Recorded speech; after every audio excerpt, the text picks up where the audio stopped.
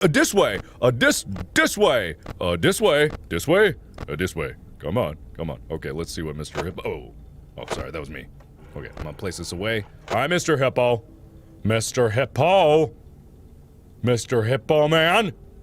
Mr. Hippo Man. Hey! My friend, you have met a terrible, terrible demise. But, you know, I don't feel too bad about it. After all, if it weren't from me, it would have just been from someone else, you know? I guess what I'm trying to say is life goes on. well, for everyone else, life goes on, not for you. You're dead. But that's neither here nor there. It reminds me of one summer day in the park. I was having just a delightful picnic with my good friend Orville. And I said to him, Orville, I have a story. And he said to me, what's the significance of the story? And I said to him, Orville, not every story has to have significance, you know? Sometimes a story is just a story. If you try to read into every little thing and find meaning in everything anyone says, you'll just drive yourself crazy. I had a friend do it once.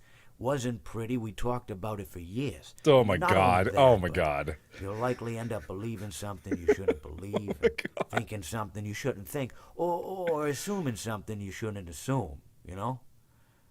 Sometimes, I said, a story is just a story. So just be quiet for 1 second of your life and eat your sandwich, okay? Of course, it was only then I realized I made sandwiches, and poor Orville was having such difficulty eating it. Elephants have those clumsy hands, you know?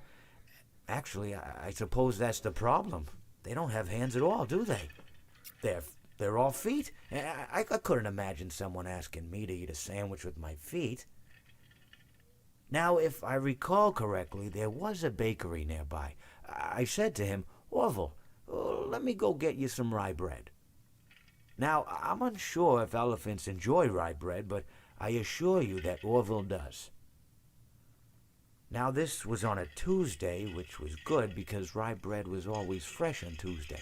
They made sourdough bread on Monday and threw it out Wednesday, or rather, they sold it at a discount for people wanting to feed the ducks, and then probably at the end of the day, finally, they threw it all out. I don't recall. I do remember a man who would bring his son to the bakery every Wednesday and then go feed the ducks. He would buy all of the sourdough bread. Of course, you know, you're not supposed to feed the ducks sourdough bread at all. It swells up in their stomach and then they all die. At least that's what I've heard. You know, I never saw any ducks die myself, but I did notice a substantial decrease in the duck population over the course of a few years. I just never thought to stop the man and tell him that he was killing the ducks by feeding them sourdough bread. And if you want my opinion on the matter, and I told Orville this as well, if you want to feed ducks, or birds, or any kind for that matter, it's best to buy seed. I mean, when you think about it, breads of any sort don't occur in nature. They don't grow on trees or spring up from the bushes. I don't think birds know what to do with bread. What was I saying? Oh, yes. So I bought Orville some rye bread. What a fine day it was.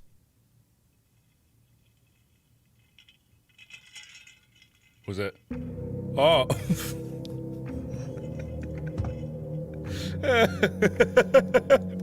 Oh, okay. All right. Well, thank you. Thank you for that. Thank you. Thank you so much. Oh my God, that was the funniest thing.